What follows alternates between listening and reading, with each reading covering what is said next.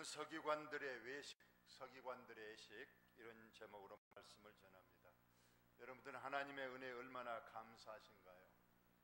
하나님의 은혜에 감사하신가요? 그런데 하나님의 은혜에 감사하는데 앞에 뭐에 감사라고 되어 있습니까? 항상 기뻐하라, 쉬지 말고 기도하라, 무엇에 감사하라? 범사. 범사는 무슨 뜻인가요? 모든 일, 모든 일에, 그러니까 좋은 일에만 감사한 것이 아니라 굳은 일도 하나님의 기쁜 뜻이 있으니까 감사하라고 말씀을 하셨어요. 제가 어제 전춘왕 집사님하고 그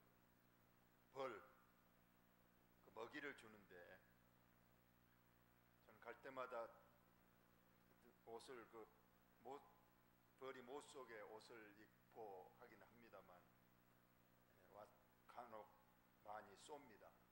그럼 저는 늘 하나님 감사합니다 그래요. 제 몸에 또 어떻게 천연 항생제를 이렇게 또 주시니 감사합니다. 그래서 제가 집사님 보고도, 전준호 집사님도 혹시 벌 쐬면 감사하세요. 천연 항생제를 주시니까 감사하세요. 그랬는데 어제 저녁에는 벌이 전춘환 집사 얼굴에다 쏴버렸어. 그러니까 우리 전사가 아이고 아파라 그러면서 저한테 그러시더라고. 아니 얼굴에 쏴버려도 감사해야 됩니까? 그러더라고. 그래서 제가 그랬습니다. 집사님 더 감사해야 됩니다. 얼굴에 맞으면 주름살도 없어지고 하여튼 더 좋은 거니까 감사하라고 그랬더니 알겠습니다 하시더라고. 여러분 범사에 감사하시기를 예수님의 이름으로 축원합니다. 오늘은 서기관들의 예식, 바로 본문 들어가도록 하겠습니다. 예수님께서 성전에서 가르치실 때 예수님께서는 민중들에게 가셔서 가르치기도 했지만은 지금 예수님은 지금 고난주간이에요. 고난주간. 그래서 이제 거의 십자가를 이틀 앞두고 있는 이런 수요일 성전에서 가르치셨어요. 설교하셨다는 내용이죠. 그런데 대답하여 이르시되 어찌하여 서기관들이 그리스도를 다윗의 자손이라 하느냐. 지금 서기관들이 예수님을 다윗의 자손이라. 그런데 우리가 보기에는 서기관들이 예수님을 잘 말했잖아요. 예수님이 다윗의 자손이다. 바디메오도 다윗의 자손 예수여 나를 고쳐주옵소서 했으니까 이게 틀린 말은 아니거든요. 그런데 예수님께서는 이 서기관들이 그리스도를 다윗의 자손이라 말한 것이 잘못됐다고 지금 책망을 하고 있는 내용이에요. 왜 그런가? 예수님은 우리가 잘 알다시피 성경에서 메시아 그리스도로 오신 분이죠. 구약 이미 예언됐습니다. 그는 어디서 태어날 것이라고 예언됐나요? 메시아는 어디서 태어나야 돼요? 베들레헴에. 미가 선지자가 미리 예언을 했습니다. 메시아는 베들레헴에서 태어나야 된다. 두 번째로 예수님은 동정녀 처녀의 몸에서 태어나야 합니다. 이건 누가 예언했을까요? 이사야 선지자가 예언했어요. 세 번째로 예수님은 유다 자손 중에서도 다윗의 후손에서 나와야 됩니다. 이것이 룻기서에도 나와 있고 마태복음 1장에도 나와 있잖아요. 그러니까 이 말은 지금 여기까지는 맞아요. 이것이 예수님의 인성으로 오신 조건입니다. 예수님은 육체로 이 땅에 오시는데 베들레헴에서 처녀의 몸에서 유다, 더 좁게 말하면 다윗의 후손에서 나와야 됩니다. 그런데 이 사두개인이나 서기관, 이 바리새인들은 예수님이 다윗의 후손으로 온다고 성경에 기록되어 있는데 어떻게 와야 되느냐? 이들의 예수님의 메시아가는 좀 달랐어요. 다윗이 누굽니까? 구약 성경에 보니까 대단한 용맹스러운 장군이었잖아요. 어릴 때부터 전장터에 나가서 그 큰 거인 골리앗을 쓰러뜨려 이긴 소년 장수에서 시작하잖아요. 네. 그는 하나님에 대한 신실한 믿음이 있었기 때문에 골리앗 앞에 가서도 두려워하지 않았어요.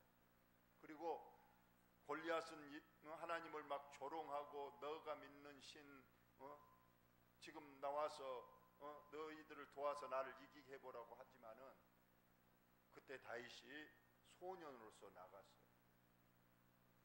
골리앗 너는 지금 큰 키와 무기를 믿고 나왔지만은 나는 내 뒤에 살아계신 전능하신 하나님을 믿고 나왔다. 오늘 너가 그 하나님을 못 오가는 그 입을 오늘 다물게 해주겠다면서 물맷돌을 던졌습니다. 그 물맷돌은 정확하게 골리앗의 이마를 뚫고 들어가서 순식간에 골리앗이 쓰러졌습니다.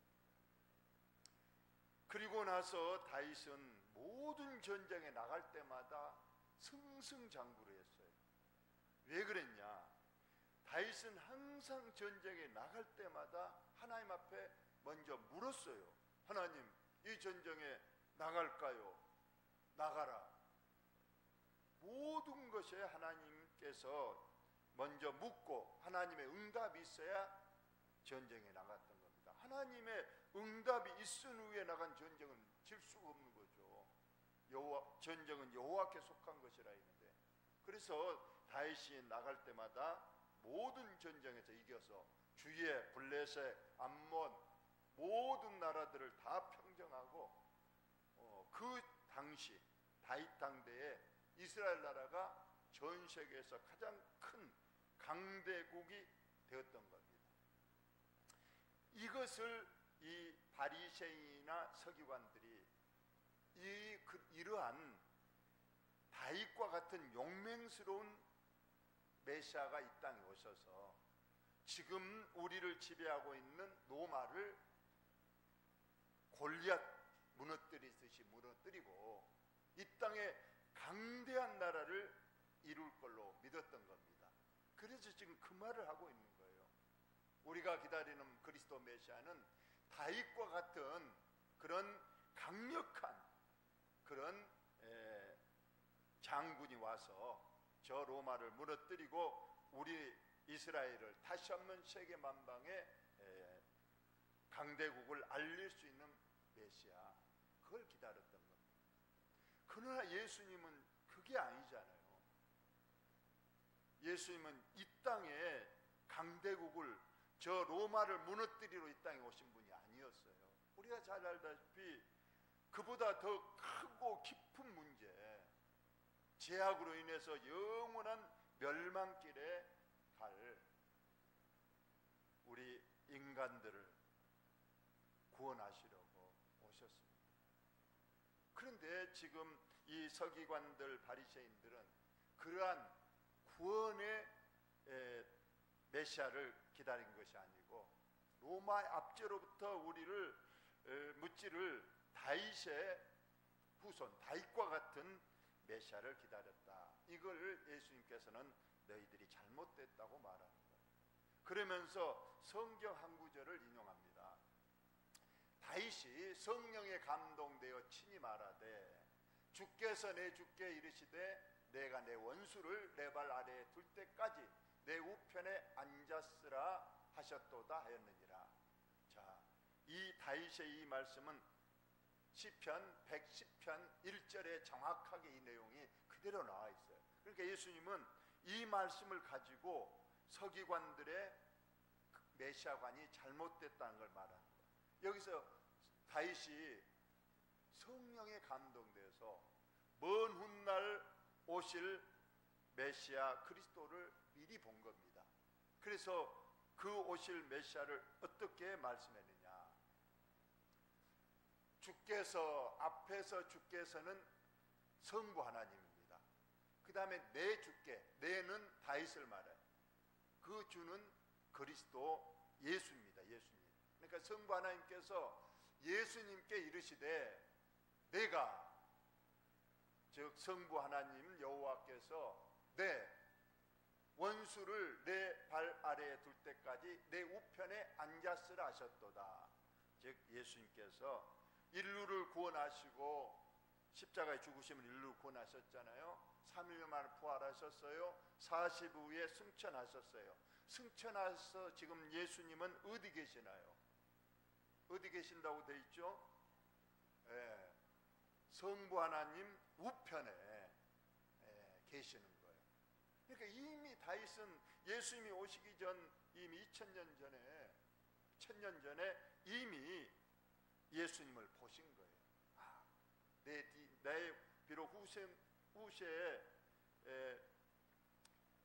육체의 몸으로 오시는데 그분은 십자가에서 죽으시고 그래서 완전히 마귀 사탄을 이기시고 사망 권세의 마귀 사탄을 이기시고 승천하셔서 보좌 우편에 계신 그 예수님을 1000년 전에 다윗이 이렇게 고백했던 거예요.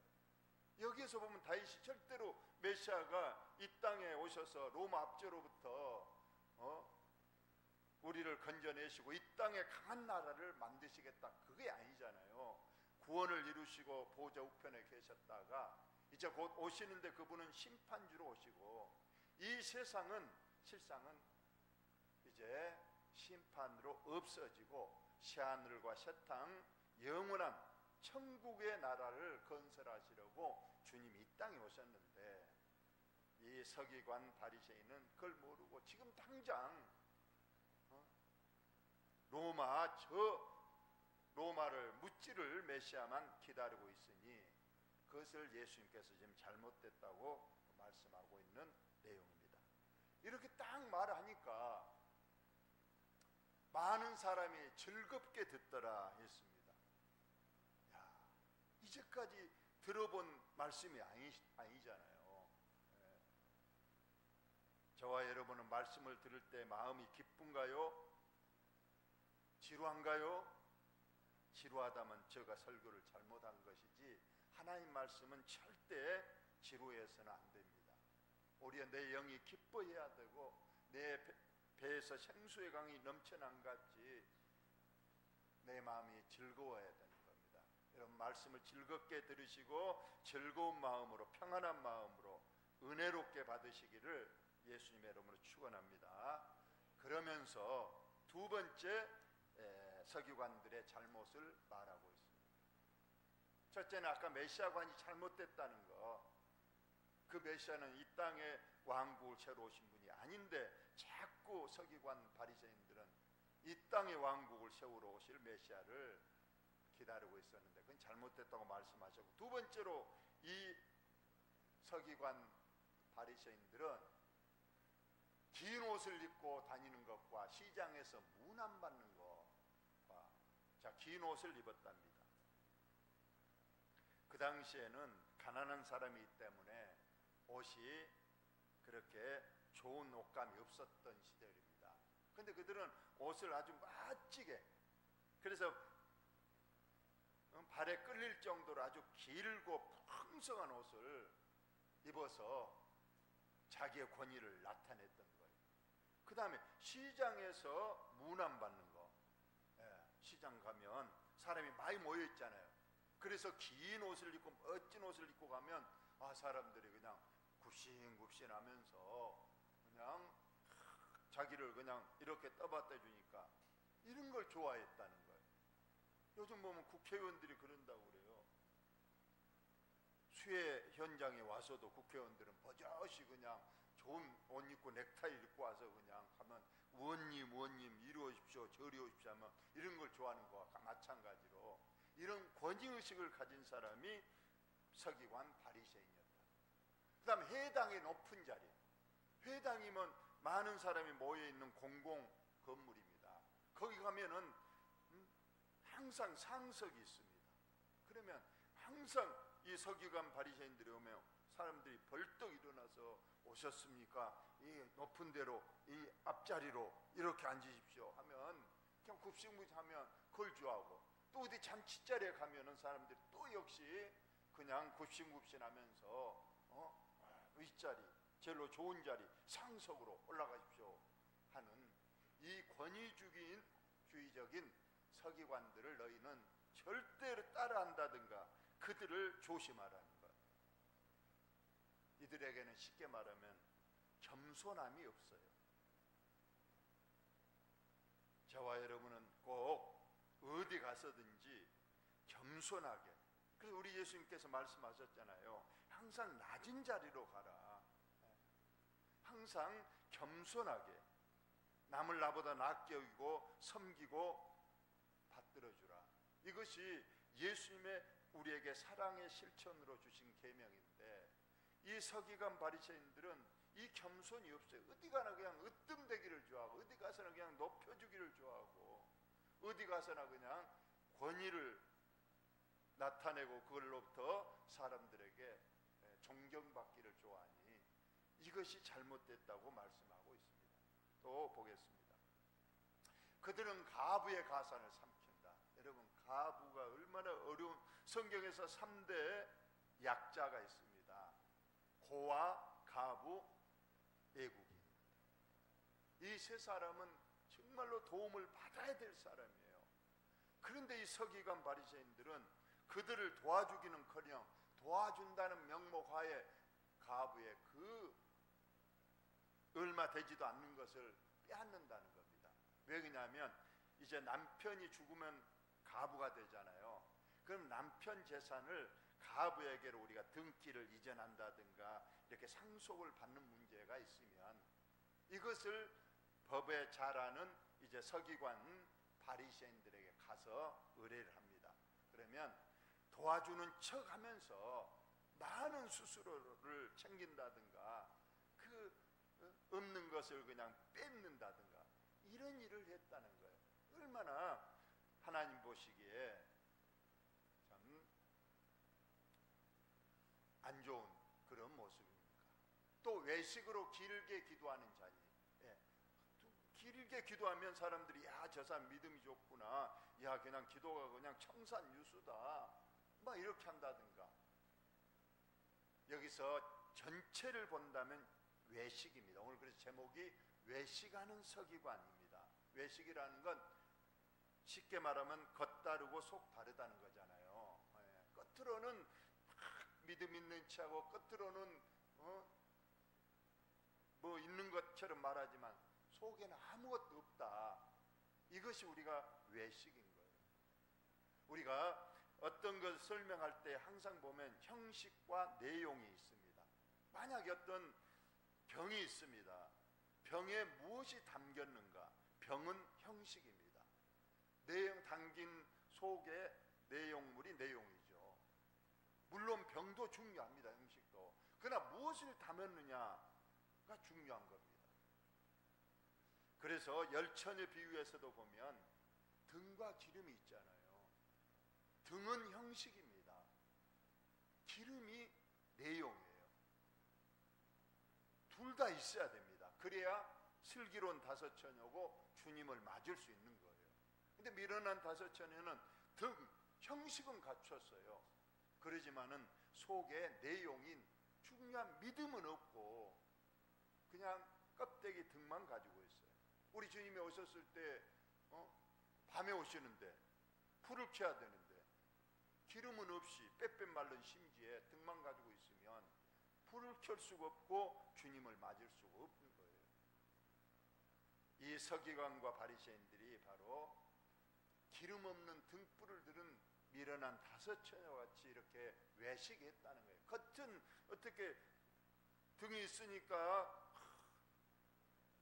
뭐 있는 것처럼 보이지만 내용물이 전혀 없다는 거예요. 그래요. 그들은 존경은 받으려고 했지, 하나님한테 뭐 기도는 길게 하고 헌금은 많이 하고 뭐 이런 것은 한 것 같은데 그 안에 하나님을 사랑하는 마음, 하나님에 대한 믿음은 전혀 없었다. 이것을 오늘 말씀하면서 그 받는 판결이 더욱 중하리라. 여기서 판결이 하나님의 심판을 말하는 거예요. 이들을 하나님께서 심판하시면요, 그들은 중한 형벌을 받게 돼 있다는 거예요. 그러지 않겠습니까? 겉으로는 번지르하고 겉으로는 멋이 있는 체 하지만은 나중에 딱 까보니까 아무것도 없고, 그들은 오히려 또 성전에서 일하면서 얼마나 많은 이익을 취했습니까? 그래서 저도 늘 이런 생각을 합니다. 저도 싹군 목자가 아닌가. 참 교회에서 어려운 중에 사례비를 받는데 참 제가 많은 일을 하지 못하고 또 있는 걸 볼 때 나도 서기관과 같은 이런 모습이 아닌가, 그런 생각을 또 해봅니다. 저와 여러분들 늘 우리의 부족함을, 혹시 우리들도 것만 형식만 있고 내용이 없다든가 내용은 빈약하다든가 이런 서기관들과 같지 않는가, 우리가 늘 생각을 해야 됩니다. 특히 이 서기관들은 하나님에 대한 사랑은 특출났잖아요. 일주일에 2번이나 금식 기도를 합니다. 저와 여러분이 1년에 2번 금식 기도하기도 힘든데 그들은 믿음의 명목을 가지고 일주일에 2번 금식합니다. 그리고 밭에서 나는 모든 채소라 할지라도 11조를 반드시 그들이 드렸다고 되어 있는 거예요. 그리고 늘 경문을 읽으면서 했지만은, 그래서 하나님의 사랑은 있는 것 같았지만은 그 속에는 하나님에 대한 사랑도 믿음도 없었고, 특히 중요한 것은 하나님 사랑과, 그래서 이 앞전에 어느 계명이 큽니까 물어봤을 때 예수님께서 어느 계명이 크다고 그랬나요? 어느 계명이 크죠?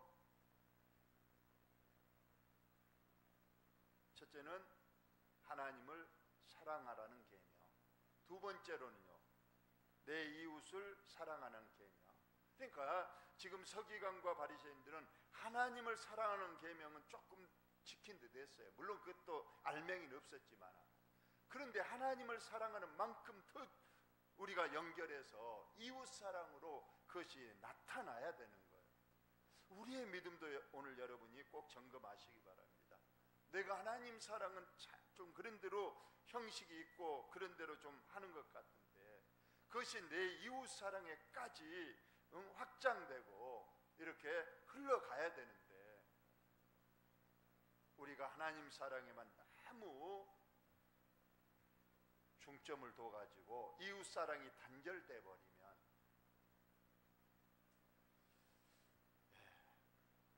결론을 말씀을 드리겠습니다.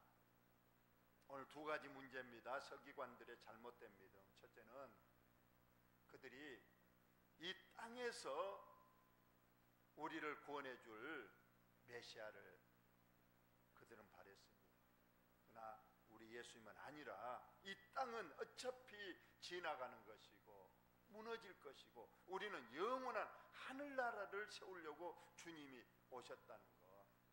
여러분은 혹시라도 이 땅에서 받는 축복을 더 중하게 여기고 천국에 가서 받을 축복은, 상급은 조금